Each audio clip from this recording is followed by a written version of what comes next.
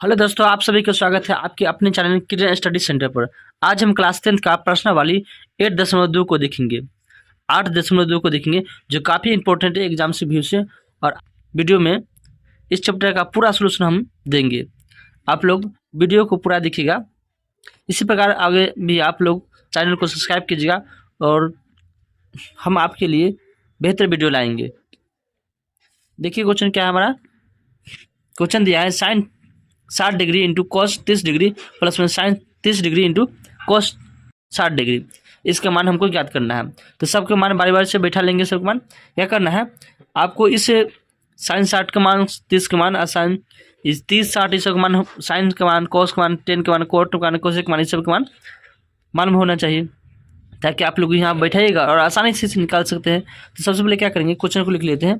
क्या लिखेंगे, sine 60 degree into cos 30 degree plus में sine 30 degree into cos 60 degree लिख लिए। अब हम जानते हैं कि आप लोगों को पता होगा साइन 60 का मान कितना होता है। तो आप लोग कहिएगा √3/2 होता है। साइन 60 का मान होता है, गुना के चिन्ह देंगे। वो क्या है, cos 30 ना है, तो cos 30 का मान क्या होता है। तो बोलिएगा cos 30 का मान, cos 30 का मान जो 60 का होता है वही होता है, क्योंकि आप लोगों को पता होगा cos 30 का मान कितना होता है, cos 60 के बराबर होता है, यानी √3/2 ही होगा इसका भी मान। और प्लस को चिन्ह देंगे। इसके बाद देखिए साइन 30 का मान कितना होता है। तो आप कहिएगा साइन 30 का मान 1/2 होता है। उसके बाद कौन क्या है, cos 60 का मान, तो cos 60 का मान कितना होगा, जितना साइन 30 का मान होता है उतना ही होता है, क्योंकि 1/2 ही होता है cos 60 का मान। क्योंकि आप लोग डायग्राम पढ़े होंगे तो जो साइन 30 का मान होगा जितना उतना ही क्या होता है, cos 60 का मान भी होता है, क्योंकि उल्टा चलता है। अगर साइन इधर से चल रहा है तो उसके पीछे से इसका, अगर 60 का मान होता है तो जो यहाँ पर 30 का मान होता है, उल्टा चलता है साइन का।